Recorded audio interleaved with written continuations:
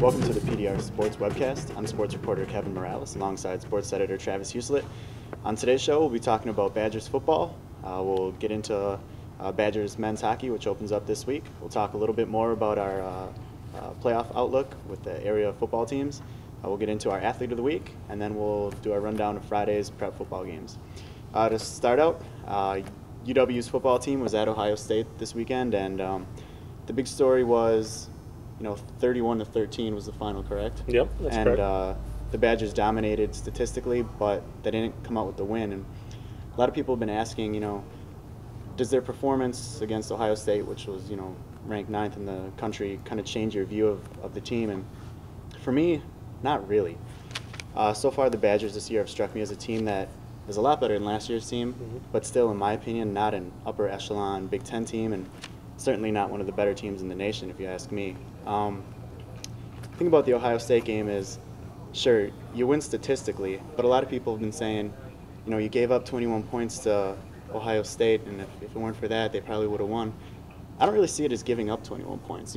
If you ask the Ohio State kids, they'd probably say they took those 21 points, the 2 interception returns and the kickoff return, and there are 3 phases to the game, and the Badgers lost 2 of them and probably tied on the last one. So I can't really agree with that they should have won or could have won if this and that. I think they lost the game, and until they clean things up, they're not going to beat a team like Ohio State. What do you think? Yeah, I kind of thought that I was impressed by the Ohio State defense, and that was kind of the main reason that some of the points happened. I mean, they really rushed Tolzien, and that's why I think it resulted in the 2 picks that got returned. So, that's not necessarily giving the points up, like you said. They kind of took it.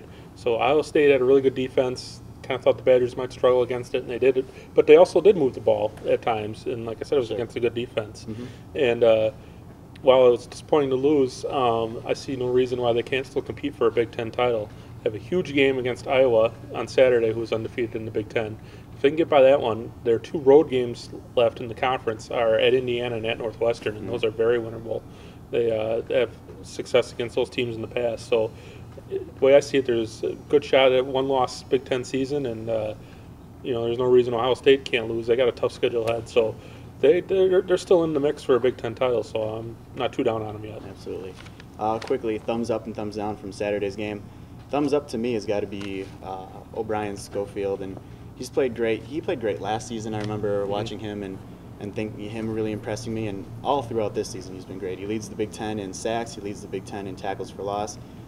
He, in my eyes, is a legit NFL prospect. I could see him playing, maybe even starting somewhere, in the NFL. Thumbs down has got to be Josh Oglesby. I think this is his first year starting as a regular starter, but the guy has looked really bad in some games. I know why the coaches are big on him. He's 6'7", he's 330, he looks athletic. But I remember against Fresno State, he gave up a couple of really bad sacks, and he looked kind of silly on a couple plays on Saturday too. Yeah, there's no question with the pass protection he struggles a bit. I think he's a lot better run blocker, but in pass protection he struggles a bit. Right. Thumbs up for me goes to Chris Maragos. He scored the lone touchdown on the fake field goal. I thought that was a great athletic play to get in the end zone and stay in bounds. And he's been solid in the defensive secondary. He had the game-saving interception against Fresno. So thumbs up to him. Thumbs down, it's got to be the kickoff coverage unit. They've been getting burnt on some long returns, and then finally against Ohio State, they got burnt for a touchdown. So thumbs down for them. They got to fix that. This weekend, Badger hockey opens up their season at home against Colorado College Friday and Saturday night. I'm going to go down and check them out on Saturday. The big thing with them is they got a lot of guys coming back, but there's a question mark at goalie. They got 2 juniors that are going to be fighting for the starting goalie spot. Junior Brett Bennett, he played in the U.S. Hockey League last year, and many said he was the best goalie in that league. The other one is Scott Goodmanson, who was the backup last year. When he did play last year, he struggled big time, so he really never challenged for the job. Those 2 guys, if one of them could step up and take the job over, they could be really good and be one of the better teams and get back to the NCAA tournament. Sounds good. Looking at the playoff update for local football teams again, after this last week's slate of games, Lodi won, so they join Cambria-Friesland, Randolph, Montello, Princeton, Green Lake, and Partyville as the area teams who have qualified for the playoffs. Rio and Poinet need one more win to qualify for the playoffs, and Portage and Westfield are now officially eliminated.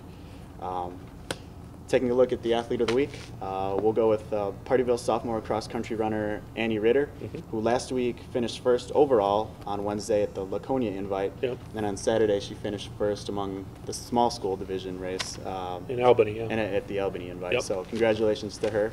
And Partyville definitely in the hunt for the Trailways Conference title, and they're really eyeing a team trip to state. I know Coach Wes Babcock has been really pushing for that Yeah, too. it'll be tough, but they're going to shoot for it. Taking a look at Friday's games, we've got Adams Friendship at Westfield, Cambria-Friesland at Abundant Life, Columbus at Lodi, Luther Prep at Poinet, Montello Princeton Green Lake at Partyville, and that'll be a big one, and that likely will determine who's going to win the Trailways Large. So we'll be doing it in advance of that game during the week. And let's see, Portage at Wanakee and Rio at Hustisford. And that Adams at Westfield game is, I believe, been moved to Saturday, actually. I don't have a starting time on that yet. That's correct. But that game's going to be played on Saturday. That's right. Next week we're going to be doing a little kind of game where we're hoping to get some emails in and maybe get some viewer participation going. We're just going to talk about our favorite, we don't even know yet, favorite stuff. All about sports, favorite stadium, favorite sports season. So we hope to get a little bit more viewer participation, and remember to send us those emails with any questions or comments you might have. So for Travis, I'm Kevin. Thanks a lot.